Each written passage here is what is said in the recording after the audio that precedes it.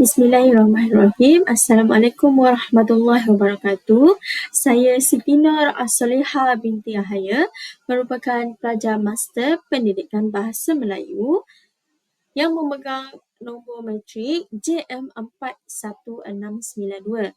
Pada hari ini saya akan memilih salah satu topik yang diberikan, iaitu kaedah dan teknik pengajaran komponen sastra bagi memenuhi kriteria pemarkahan bagi tugasan 1 LHD 5208 Kesusasteraan Melayu dalam pengajaran bahasa, di mana tugasan ini di bawah seliaan Dr. Halis Hazahan bin Muhammad Hanafiah. Baik, sebelum kita pergi dengan lebih mendalam, apa kata kita memahami dulu sedikit definisi sastra. Perkataan sastra ini sebenarnya berasal daripada perkataan literatura yang bermaksud tulisan. Istilah ini mula berkembang melalui bahasa dan kesenian di zaman dahulu yang mula-mula merujuk kepada penulisan atau karya-karya bertulis, termasuk karya-karya sastra mahupun kesusasteraan. Sastra ini juga merupakan salah satu elemen penting dalam kurikulum bahasa Melayu kerana ia bukan sahaja penggunaan bahasa yang lebih kreatif dan efektif, tetapi ia lebih memperkenalkan warisan budaya serta nilai-nilai yang terkandung dalam karya-karya sastra tempatan. Okey, dapat dilihat bahawa komponen sastra ini adalah salah satu kaedah ataupun salah satu inisiatif untuk memastikan asal-usul bahasa Melayu ataupun susur galuh bahasa Melayu itu tidak lapuk di hujan, tidak lekang di panas, di mana ianya akan sentiasa dipelajari ataupun difahami dari generasi ke generasi. Okay? Jadi, daripada pembelajaran sastra ini dapat membantu pelajar memahami ataupun dapat mendalami, mengenali cara ataupun budaya masyarakat terdahulu, di mana mereka lebih mementingkan nilai-nilai murni, estetika, peradaban dan juga lebih kepada nilai-nilai kerohanian dalam diri, di mana ianya boleh dijadikan sandaran ataupun boleh dijadikan sebagai panduan dan juga rujukan untuk diterapkan dalam kehidupan seharian kita. Sebagai contoh, daripada pantun, daripada syair, makna-makna yang disampaikan itu terkandungnya makna tersirat yang untuk meningkatkan lagi nilai-nilai kerohanian, nilai-nilai murni dalam diri seseorang pelajar tersebut. Baik, seterusnya ialah komponen sastra. Antara komponen sastra yang terdapat dalam kurikulum bahasa Melayu ialah cerpen, novel, puisi tradisional dan juga puisi moden. Komponen sastra ini akan diajarkan secara menyeluruh kepada pelajar bersesuaian dengan tahap pengetahuan dan kemahiran mereka. Seterusnya, ini adalah beberapa teknik yang boleh digunakan ataupun diaplikasikan oleh guru untuk pembelajaran Komsas. Pembelajaran Komsas ini memerlukan teknik pembelajaran yang lebih interaktif dan juga yang lebih kepada aktiviti, bukan sahaja dengan chalk and talk semata-mata. Hal ini demikian kerana pembelajaran Komsas ini sering dikatakan salah satu pembelajaran yang agak membosankan, mengantukkan dan merupakan salah satu komponen pembelajaran yang pelajar mengambil mudah, ambil indah dan tidak indah. Kerana jika kita lihat dari segi pemarkahan dalam peperiksaan juga, rubrik pemarkahan bagi pembelajaran Komsas ini tidaklah terlalu besar dan mereka mengandaikan mereka mempelajari Komsas ini adalah hanya belajar semata-mata dan tidaklah dipelajari sepanjang masa. Okay, jadi antara teknik yang boleh digunakan, salah satunya ialah teknik didik hibur. Okay, dalam teknik didik hibur ini, antara kaedah yang boleh digunakan ialah nyanyian, lakonan ataupun syair. Okay, sebagai contoh, nyanyian yang boleh digunakan ialah nyanyian menggunakan muzik ataupun nyanyian tanpa tidak menggunakan muzik atau lebih dikenali dengan mes tamu. Okay, jadi daripada kaedah nyanyian ini dapat membantu pelajar mengingati sesuatu isi utama itu dengan lebih baik dan juga lebih mudah. Jadi bila berlakunya kelaziman dalam nyanyian tersebut, ia dapat membantu pelajar itu memahami isi yang ingin disampaikan itu dengan lebih baik. Yang kedua pula ialah lakonan.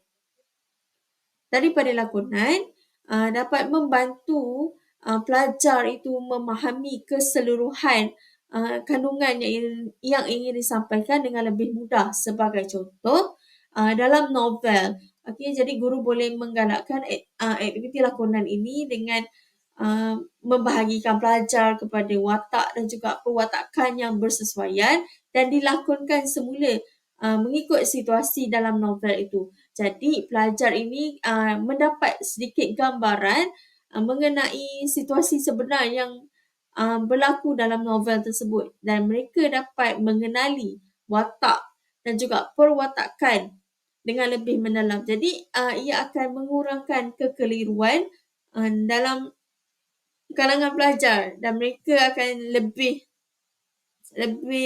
tertarik untuk memahami dan juga ingin mendalami cerita yang ingin disampaikan. Okay. Selain itu juga guru boleh menggunakan kaedah syair untuk menarik perhatian pelajar. Okay.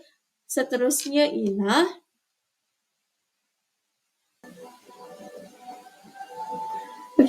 teknik pengajaran dan pembelajaran Komsas yang kedua ialah penggunaan boneka. Penggunaan boneka ini dapat membantu pelajar menghayati dan memahami watak-watak dalam karya sastra dengan lebih mendalam. Melalui boneka yang menggambarkan watak-watak tersebut, ia dapat membantu pelajar menyelami emosi dan tindakan wajar secara lebih visual dan juga emosional. Dapat dilihat penggunaan boneka ini dapat membantu ataupun dapat mendekatkan pelajar dengan situasi sebenar dalam novel tersebut. Jadi, penggunaan boneka ini lebih menerangkan watak dalam novel ini, bagaimana karakternya, berapakah usianya, apakah pekerjaannya ataupun apakah latar belakangnya yang boleh dijadikan sebagai rujukan bagi membantu pelajar itu memahami sesuatu watak dalam novel itu dengan lebih mendalam. Sebagai contoh, saya pernah menggunakan teknik ini, tetapi bukanlah boneka itu, tetapi saya menggunakan teknik lidi dan juga saya print karakter dalam watak tersebut. Jadi, karakter itu akan ditampalkan pada batang lidi dan akan diberikan kepada setiap kumpulan. Jadi, setiap kumpulan akan memainkan peranan mereka, mengenal pasti apakah watak yang diberikan dan mereka perlu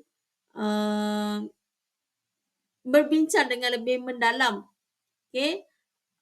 peranan watak tersebut, apakah nilai yang terdapat dalam watak tersebut, apakah kebaikan ataupun apakah yang dilakukan oleh watak tersebut. Jadi hal ini dapat membantu pelajar memahami dengan lebih mendalam jalan cerita sesebuah novel itu, dan juga mereka dapat mengenali watak-watak yang terdapat dalam novel itu dengan lebih mendalam. Okay, kenapa watak ini penting? Watak ini membantu pelajar ini dapat faham daripada awal hingga akhir apa peranan watak ini. Apakah adakah watak ini memainkan fungsinya sebagai watak utama ataupun watak sampingan. Adakah watak ini watak antagonis atau protagonis? Jadi, daripada kaedah yang digunakan ini, ia dapat membantu pelajar mengenali watak-watak tersebut dan mereka sebenarnya lebih tertarik dengan penggunaan visual. Jadi, teknik ini dapatlah diaplikasikan dengan menggunakan kreativiti guru tersebut di dalam bilik darjah. Baik, seterusnya ialah teknik pembelajaran kooperatif. Teknik pembelajaran ini dapat membantu pelajar menjana idea dan juga memahami sesuatu berkaitan pembelajaran itu dengan lebih mudah. Kumpulan dalam pembelajaran ini boleh terdiri daripada pelajar cerdas, sederhana dan juga pelajar lemah. Tujuannya adalah untuk membimbing pelajar untuk menguasai pembelajaran. Jadi, teknik pembelajaran kooperatif ini adalah sangat relevan untuk digunakan oleh guru bagi pembelajaran Komsas ini. Ini bagi memastikan penglibatan pelajar secara menyeluruh itu dapat dicapai sebaiknya. Jadi, jika kita belajar menggunakan kaedah chalk and talk, pelajar hanya menerima dan memahami sahaja. Tetapi jika dilakukan secara kooperatif, pelajar dapat bersama-sama dalam ahli kumpulan menjana idea, dapat membimbing antara satu sama lain dan mendengar pendapat ahli kumpulan tersebut. Jadi, guru boleh menggunakan kaedah kooperatif ini dalam pelbagai cara, iaitu seperti pembentangan ataupun diskusi, sumbang saran dan sebagainya. Daripada aktiviti ini dapat membantu pelajar memahami sesuatu komponen sastra itu dengan lebih jelas dan mendalam. Sebagai contoh, guru membahagikan pelajar dalam kumpulan dan meminta mereka untuk menyenaraikan nilai dan pengajaran yang terdapat dalam novel yang dikaji. Jadi daripada aktiviti berkumpulan ini, mereka dapat memahami dan mengenal pasti nilai yang terdapat dalam novel tersebut dan mereka dapat mengaitkan nilai tersebut dengan situasi ataupun dengan dapat dibuktikan dengan cara yang betul daripada kisah dalam novel tersebut. Jadi mereka tidak lagi ada masalah untuk memberikan contoh terhadap nilai yang dinyatakan. Hal ini semestinya adalah salah satu cara yang sangat menarik yang dapat diaplikasikan oleh guru. Namun, guru itu perlulah kreatif dan juga inovatif dalam menyesuaikan aktiviti kooperatif ini mengikut tahap dan juga perkembangan pelajar itu sendiri.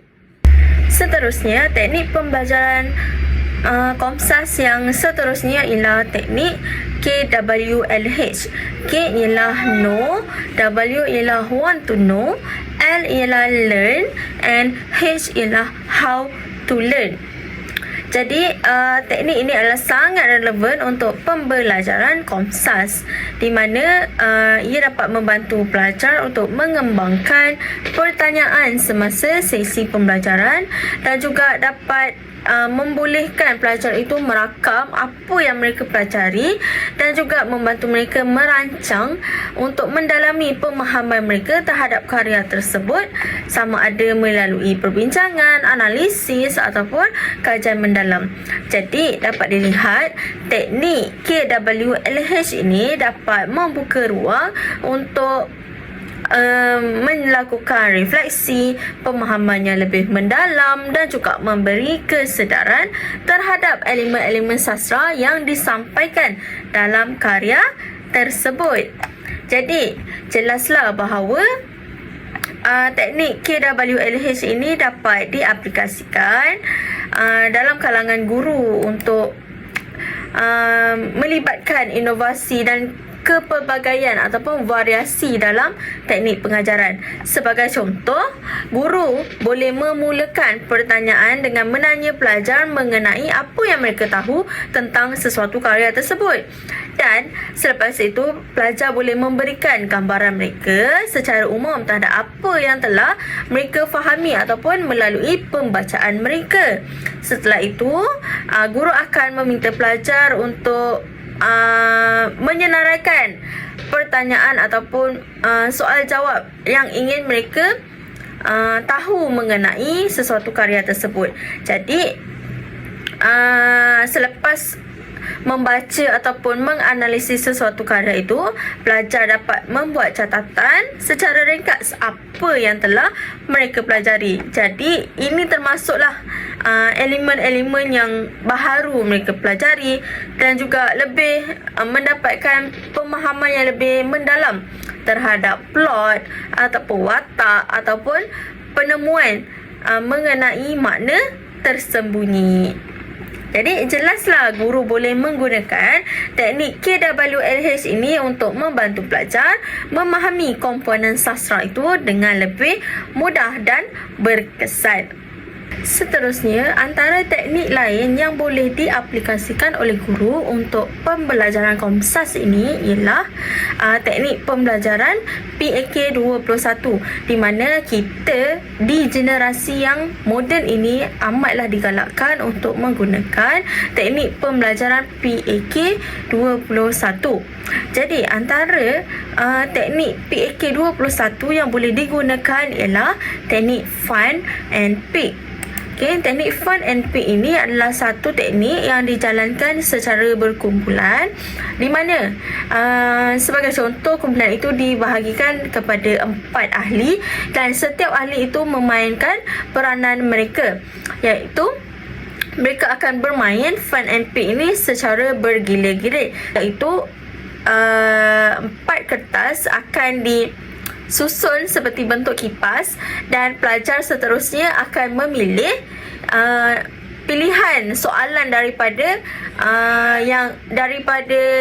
kipas yang telah dihasilkan, dan pelajar ketiga pula akan menjawab soalan tersebut dan pelajar keempat akan memberikan respon terhadap jawapan rakan yang diberikan. Aktiviti ini agak menarik dan boleh diaplikasikan, namun ia perlu disesuaikan dengan perkembangan pelajar tersebut. Seterusnya ialah aktiviti inside outside circle, iaitu pusingan dalam luar, iaitu murid perlu mencari pasangan mereka, kemudian membentuk 2 bulatan, iaitu di dalam bulatan dan di luar bulatan, berdiri menghadap pasangan. Jadi guru akan memberikan soalan ataupun tugasan kepada murid dalam bulatan 1, pelajar dalam bulatan 2 pula akan menjawab dan rakannya hanya mendengar. Jadi setelah rakan tersebut selesai bercakap, kemudian mereka akan bertukar jawapan dengan pandangan dan juga peranan mereka dengan soalan baharu. Akhir sekali, mereka akan tukar pasangan dengan rakan di sebelah kanan dalam bulatan. Permainan ini agak jika diterangkan secara lisan ia agak membingungkan, namun jika diaplikasikan ia sebenarnya lebih mudah dan juga interaktif. Kemudian ialah teknik pembelajaran match mind, iaitu pilihan kesesuaian. Teknik ini dilaksanakan dengan 4 orang murid duduk dalam satu kumpulan. Setiap 2 orang akan mencari pasangan dalam kumpulan tersebut. Jadi bermaksud dia bermain secara berpasangan tetapi dalam satu kumpulan. Setiap pasangan itu akan diberikan kad untuk memisahkan mereka. Jadi pelajar 1 itu akan mengarahkan pelajar 2 melukis atau meneka gambar yang mereka peroleh daripada guru mereka. Jadi pelajar pertama ini akan meneka gambar yang dihasilkan oleh pelajar 2 ini. Jadi kita dapat lihatlah sejauh mana mereka dapat mengenali ataupun memahami watak dan perwatakan dalam novel yang disampaikan. Seterusnya ialah aktiviti same different, iaitu sama tetapi berbeza, iaitu aktiviti ini juga dijalankan secara berpasangan di mana mereka perlu mencari persamaan dan juga perbezaan dalam sesuatu gambar yang diberikan oleh guru. Jadi mereka akan membandingkan jawapan mereka di akhirnya dan setelah selesai dan mereka akan bertukar-tukar pasangan sehinggalah cukup waktu pembelajaran tersebut. Baik, seterusnya ialah teknik pembelajaran Rally Robin, iaitu turutan Robin, di mana pelajar dalam bentuk berpasangan akan bergilir-gilir memberikan respon terhadap sesuatu perkara secara lisan. Okey, contohnya guru akan memberikan peranan ataupun hujah mereka terhadap watak utama dan juga watak sampingan. Jadi mereka dalam berpasangan ini akan memberikanlah pandangan apa yang mereka tahu, sejauh mana pemahaman mereka ataupun pengetahuan mereka terhadap watak dan perwatakan yang terdapat dalam novel itu. Jadi mereka akan saling bertukar pandangan dan berkongsi idea dan memainkan peranan mereka bersama-sama. Dan akhirnya ialah teknik yang sering digunakan dan tidak asing lagi dalam dunia pendidikan kini, iaitu peta iting. Jadi peta iting ini dapat membantu pelajar merumuskan ataupun meringkaskan apa yang mereka faham tentang sesuatu pembelajaran Komsas itu supaya ia menjadi sesuatu yang lebih ringkas, padat dan juga mudah untuk mereka rujuk pada masa hadapan. Hal ini dapat membantu pelajar menyatakan isi utama untuk diletakkan dalam peta minda tersebut. Peta minda ini akan digunakan lebih meluas dan juga lebih interaktif, bergantung kepada cara guru itu mengaplikasikan peta iting dalam pembelajaran Komsas. Seterusnya, guru juga boleh menggunakan teknik penerangan dan juga teknik bercerita. Okey, contohnya daripada novel itu, guru boleh menjelaskan sinopsis ataupun perjalanan cerita itu dalam bentuk yang lebih mudah ataupun menggunakan rajah dan sebagainya agar ianya lebih tidak terlalu besar ataupun tidak terlalu sukar untuk pelajar itu faham. Jadi kaedah-kaedah ini adalah antara kaedah yang dapat membantu pelajar mengurangkan ataupun meningkatkan minat mereka terhadap komponen sastra. Jadi jelas di sini dapat dirumuskan bahawa peranan guru ini amat penting untuk membantu meningkatkan minat mereka terhadap komponen sastra.